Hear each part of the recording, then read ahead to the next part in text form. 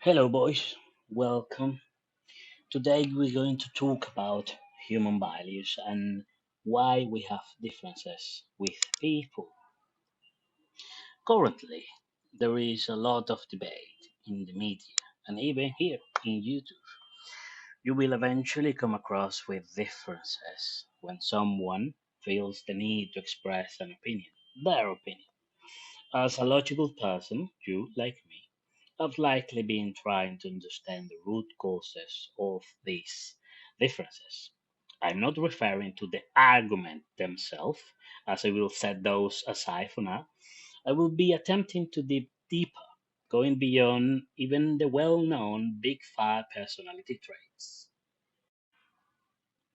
Let me pose this question. Have you ever engaged in debate about politics, religion, or any ideology in general? If you have or had witnessed such debate, you will notice that these are topics where people, including yourself, generally hold a strong position. While we can certainly consider the life choices, the arguments themselves, and various other valid points that explain these positions, if we dig one or even two levels deeper, we will find a set of fundamental human values. These values underlie the answers to some of the most critical questions in human life. Across different cultures and in accordance with psychological studies, humans share five core values. When I say we, of course, I mean all of humanity. These values are harm or care, fairness or reciprocity, in group or loyalty, authority or respect, and purity or sanctity. Think of these values as a five band equalizer. If we stick with this analogy and we use it as an example, then in theory, as a human, you have the opportunity to adjust the significance of each of these values based on your own perspective. The research indicates that on average, we tend to align more closely in our belief about care and justice, which are two fundamental values. However, our disparities become much more pronounced when it comes to the remaining three values: purity, authority, and loyalty. If we represent what design has discovered in a chart, this will be the result. Now, this study primarily centered on the major political parties in the United States, seeking the primary perspective of liberal and conservatives. However, this approach was later subsequently replicated in other countries. Now, what might occur if we delve even deeper, going one level below?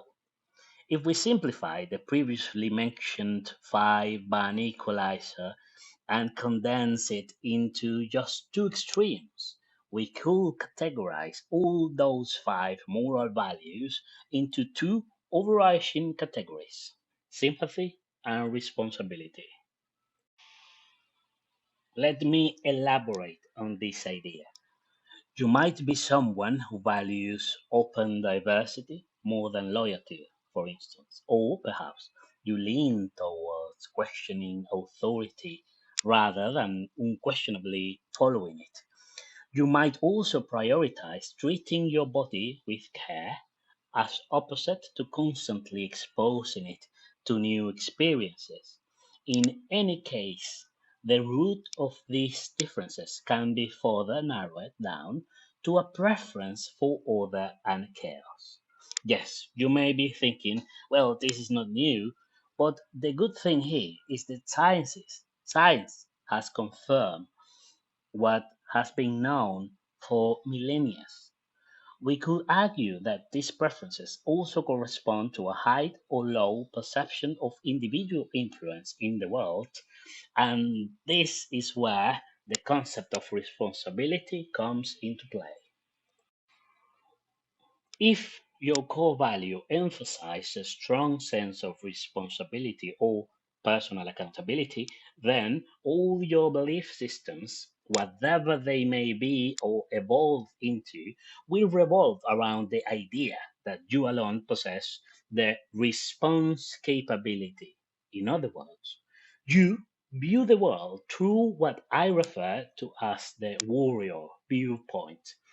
You believe in your ability to achieve things and don't primarily think in terms of others. This doesn't imply isolation, but rather a belief that individuals can develop from within and that others can do the same. It is also true that this value is often shaped by life experiences than toften you up. While it can be observed in children from a young age, it is more likely to be acquired later in life, influenced by the experiences one encounters. This means that it is not typically the default state.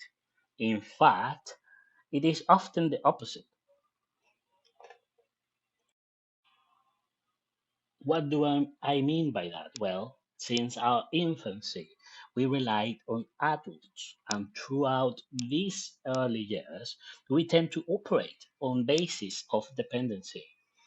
This conditions our brain to believe that we have no control over the world, relying primarily on sympathy, which is an evolutive strategy.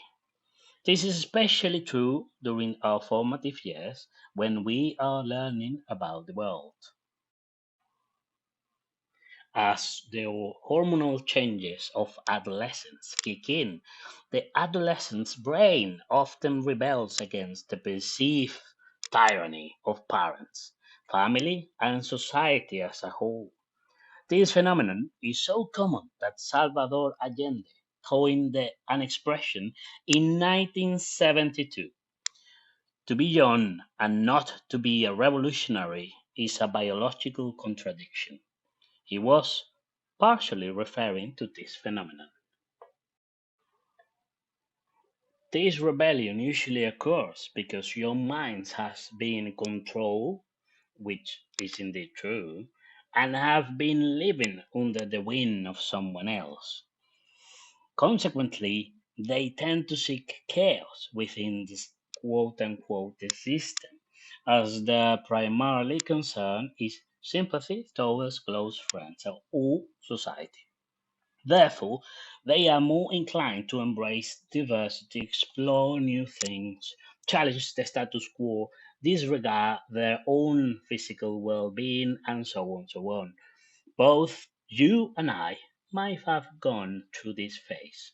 I certainly did, as it is a natural part of self awareness and the construction of a functional individual. However, some individuals will eventually transition from this state, realizing that order is not inherently a bad thing and that societal goals should not be dictated solely by the feelings of close friends or individuals' emotions. Others, however, will continue to perceive the world as a tyranny, seeking external factors to change rather than initiating change from within. In these cases, where individuals do not adopt responsibility in some sort as the main moral value, closer to one end of the equalizer, their primarily moral values remains being sympathy towards others' feelings. Paradoxically, a worldview grounded solely in individual feelings, while appealing novel, can hinder personal development if responsibility is not integrated into the self. This is where our major societal differences emerge.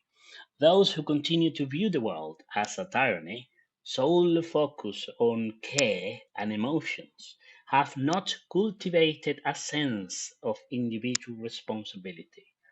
They perceive the world through the lens of a child, attributing response capability to their surroundings because they believe change comes from external forces. They do not feel empowered to change the world. The ones with this value demands other to change the world, as responsibility of course resides externally for them. This is why belief systems rooted in powerlessness or victimhood often resonate with these individuals who are closer to the other end of the spectrum. So, if you are watching this and consider yourself both sympathetic and responsible, you are part of the vast majority of the population.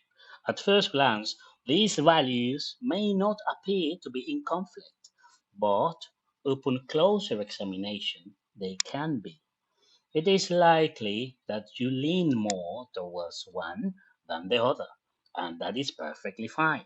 What I want you to understand is this: the next time you find yourself in disagreement with someone, keep in mind that the moral values at the core of your differences are not inherently negative. If someone is highly sympathetic, they may argue and advocate for justice in emotional and subjective terms, which are beneficial for aiding and nurturing individuals from the outside. On the other hand, if someone is highly responsible, they may argue for personal freedom based on factual and objective terms, which are valuable for allowing individuals to stand alone and consequently support themselves from within. The key is finding balance.